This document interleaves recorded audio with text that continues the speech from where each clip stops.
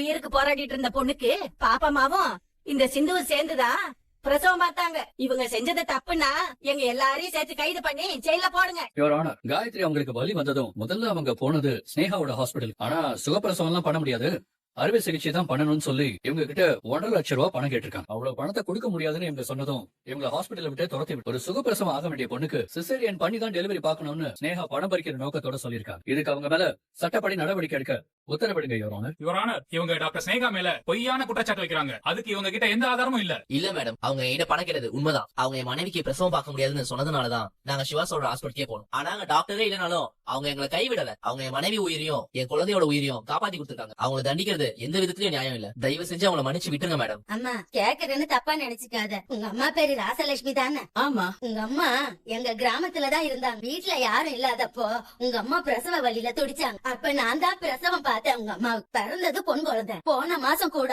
குலதெய்வத்தை கும்பிட எங்க கிராமத்துக்கு வந்தாங்க.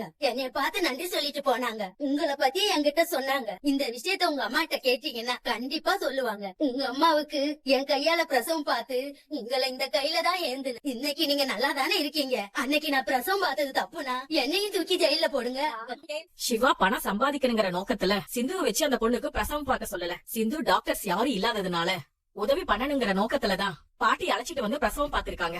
அதனால இந்த கேஸ கோர்ட் தள்ளுபடி பண்ணுது. அதே மாதிரி அவங்க ஹாஸ்பிடல்ல திறக்க இந்த கோர்ட் உத்தரவிடுகிறது. பிரசவ வலியோட வந்த பொண்ண சிசேரியன் தான் பண்ணணும்னு சொல்லி போர்ஸ் பண்ணதுக்கும், அவங்க கிட்ட 1.5 லட்சம் ரூபாய் பணம் கேட்டதுக்கும், பணம் தராததுனால அவங்கள ஹாஸ்பிடல்ல விட்டு வெளியே அனுப்புறதுக்கும் டாக்டர் ஸ்னேகாவை இந்த கோர்ட் வன்மையா கண்டிக்குது. மனசாட்சியே இல்லாம அவங்க செஞ்ச செயலுக்கு இந்த கோர்ட் அவங்களுக்கு 50,000 ரூபாய் அபராதம் விதிக்கிறது. Court is adjudged. பாத்தீங்களா சிந்து இத்தனை பேரை கூட்டிட்டு வந்து ஜட்ஜ் மேம் கிட்ட பேசி அவங்க தீர்ப்பையை மாத்தி எழுத வச்சுட்டா. மகா தண்டனையில இருந்து சிந்து சிவாவை காப்பாத்திட்டா.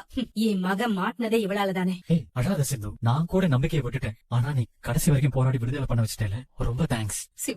சிவா நான் சொன்ன மாதிரியே நீ ஜெயிச்சிட்டயா. எங்க உன்னை தண்டிச்சிருவாங்களோன்னு ரொம்ப பயந்து போயிருந்தேயா. அந்த கடவுள் தான் உன்னை காப்பாத்திருக்காரு. ரொம்ப தேங்க்ஸ் சஞ்சய். நீ மட்டும் கடைசி நேரத்துல சிந்துக்கு ஹெல்ப் பண்ணலனா சிந்துவால கோர்ட்டுக்கு வந்திருக்கவே முடியாது. அந்த பாட்டிங்கள சரியான நேரத்துக்கு கோர்ட்ல கொண்டு வந்து நிப்பாட்டிட்டு சஞ்சய். மேஜிஸ்ட்ரேட் சிவாவுக்கு தண்டனை கொடுக்கறதுல ரொம்ப உறுதியா இருந்தாங்க. இந்த பாட்டிங்க எல்லாம் பேசுனதுனாலதான் அவங்க மனசு மாறி சிவாவை ரிலீஸ் பண்ணாங்க.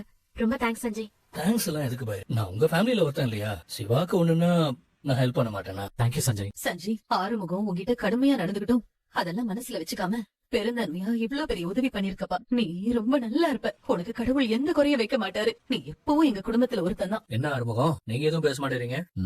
ரொம்ப நன்றி சார். நீங்க செஞ்ச உதவிய நான் என்னைக்கு மறக்க மாட்டேன். அது கொஞ்சம் சிரிச்சுக்கிட்டே சொன்னா நல்லா இருக்கும்ல.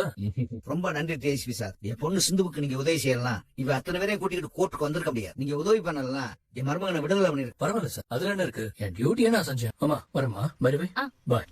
சிந்து சிந்து பாட்டி இவங்கதான் என் அத்தை. நீங்க எல்லாம் வந்து ஜட்ஜமா கிட்ட பேசலனா என் புள்ளைய விடுதலை பண்ணிருக்க மாட்டாங்க. நீங்க செஞ்ச இந்த உதவிய நாங்க எப்பவுமே மறக்க மாட்டோம். உங்க பையனை பத்தி நாங்க நிறைய கேள்விப்பட்டிருக்கோம். அவரு நிறைய பேருக்கு இலவசமா மருத்துவம் பாக்குறாரு. அப்படிப்பட்டவரை நாங்க ஜெயிலுக்கு போக விட்டுருவோமா? எங்களை மாதிரி இல்லாதப்பட்டவங்க எத்தனையோ பேரை அவர் உயிர் வாழ வச்சிட்டு இருக்காரு. பாட்டிமா என்ன ஆசீர்வாதம் பண்ணுங்க. நல்லா இருக்கணும்.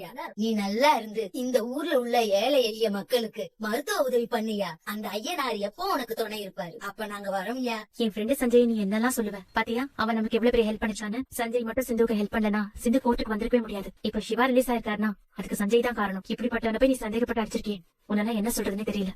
எல்லாரையும் நம்ப வச்சு நம்ம குடும்பத்துக்குள்ளே வந்துட்டான். நம்ம வீட்டாளர்களே அவனை நல்லவனாவும் நம்மள கெட்டவனாவும் நினைக்கிறாங்க. எல்லாம் காலக்கெடுங்க. டாக்டர் ஒரே காரணத்துக்காகத்தான் உன்னை அடிக்காம விடுறேன். உன்னை இங்கேயே அடிச்சு தோலை உடிச்சு தொங்க விடுறேன். நீ சொல்லிட்டேன் சிந்துவை சிவாவை போலீஸ் அடிச்சாங்க. எனக்கு நல்லாவே தெரியும். இன்னொரு தரம் என் பிள்ளைங்களுக்கு உன்னால பிரச்சனை வருதுன்னு தெரிஞ்சு அப்புறம் நான் மனுஷனாவே இருக்க மாட்டேன். 2 பேரையும் கொண்டு ஜெயிலுக்கு போக கூட தயங்க மாட்டேன். இனிமே என் பிள்ளைங்க வெளியில குறுக்கோட வரக்கூடாது. அக்கா இந்த கேஸ் தோத்துரும். சிந்து நம்ம வீட்டுக்கு வரமாட்டான்னு நினைச்சா சிந்து ஜெயிச்சிட்டானுக்கா. சிவா இந்த கேஸ்ல விடுதலையானதை நினைச்சு சந்தோஷப்படுதா இல்ல சிந்து மறுபடியும் நம்ம வீட்டுக்கு வரத நினைச்சு கோவப்படுறதான்னு தெரியலக்கா. அக்கா இவ்வளவு பிரச்சனையே எதனால வந்தது? யாருனால வந்தது? சிந்து ஹாஸ்பிடலுக்கு போனதுனால தானே வந்துச்சு. இவ மட்டும் போகலனா இப்படி ஒரு பிரச்சனையா வந்திருக்காதுல்ல. இனிமே சிந்து சிவா கூட ஹாஸ்பிடலுக்கு போக கூடாது. இன்னொரு தடவை அவளால சிவாவுக்கு எந்த ஒரு பிரச்சனையும் வரக்கூடாது. சரி வாங்க கிளம்பலாம். அக்கா இவளால என் புள்ள போலீஸ் கிட்ட எவ்வளவு அடி வாங்கியிருக்கா. இதெல்லாம் இவனுக்கு தேவையா? இனிமே இந்த சிந்து சிவாவோட ஹாஸ்பிடலுக்கு போகவே கூடாதுக்கா. இத நீங்களே அவகிட்ட சொல்லிடுங்க. சிவா பெரியமா வீட்டுக்கு போறதுக்கு முன்னாடி கோயிலுக்கு போய் தலை முழுகிட்டு சாமி கிட்ட அர்ச்சனை பண்ணிட்டு அப்புறம் போலாம்ப்பா. சரிங்க பெரியமா. போலாம்.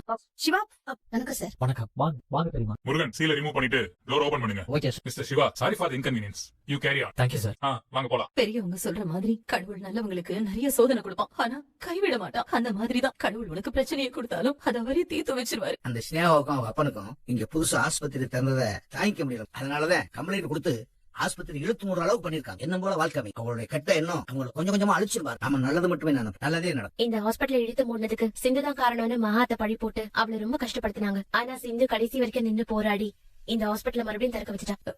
ஆமா வேறு சிந்துவுக்கு தான் நம்ம நன்றி சொல்லணும். என்னால ஏற்பட்ட பிரச்சனைய நானே சரி பண்ணாத. அவ்வளவுதான். வாங்க பெரியமா வாங்க உள்ள போலாம். வா. பைரவி, சிவா ரொம்ப கொடுத்து வச்சு வந்தான் பைரவி. அதனாலதான் உனக்கு இப்படி ஒரு மனைவி கிடைச்சிருக்கா. ஜெயிலுக்கு போகிற இந்த சிவாவை தனி ஆளா இருந்து போராடி நீதி தேவதை கிட்ட சண்டை போட்டு அவனை மீட்டு கொண்டு வந்திருக்கா. யமன் கிட்ட இருந்து சாவித்திரி ஜெமினி கணேசனை மீட்டு கொண்டு வந்த மாதிரி. என்னது? யமன் கிட்ட இருந்து சாவித்திரி ஜெமினி கணேசனை மீட்டு கொண்டு வந்தாங்க. ஆமா பைரவி, உனக்கு அந்த கதை தெரியாதா? டேய், இப்ப எதுக்கு என்ன கொட்டின? சாவித்திரி யமன் கிட்ட இருந்து மீட்டு கொண்டு வந்தது ஜெமினி கணேசனை இல்ல, அப்புறம் சத்யவான. ஓஹோ, பேரை மாத்தி சொல்லிட்டேனா? அவ்வளவுதானே. ஒரு பேரை கூட உனக்கு ஒழுங்கா ஞாபகம் வச்சுக்க தெரியும். எருமை போ. இங்க எருமை அதான் போய் நீ. இவகிட்ட அடிக்கடி அடி வாங்குறது நமக்கு வேலையா போச்சு. நல்ல வேலை இவ கொட்டுனதை வேற யாரும் பாக்கல. அத்த விளக்கேத்தி வைங்க அத்த. சரி சிந்து நீ வந்து ஏத்துமா. பைரவி, நீ உன் கையால விளக்க ஏத்து. விளக்க கையால ஏத்தாம பின்ன காலால ஏத்துவாங்க. பேசாம வாய் முடிக்கிட்டு. பைரவி நீ ஏத்துமா. அத்த நீங்க தீபம் காட்டுங்க. சரி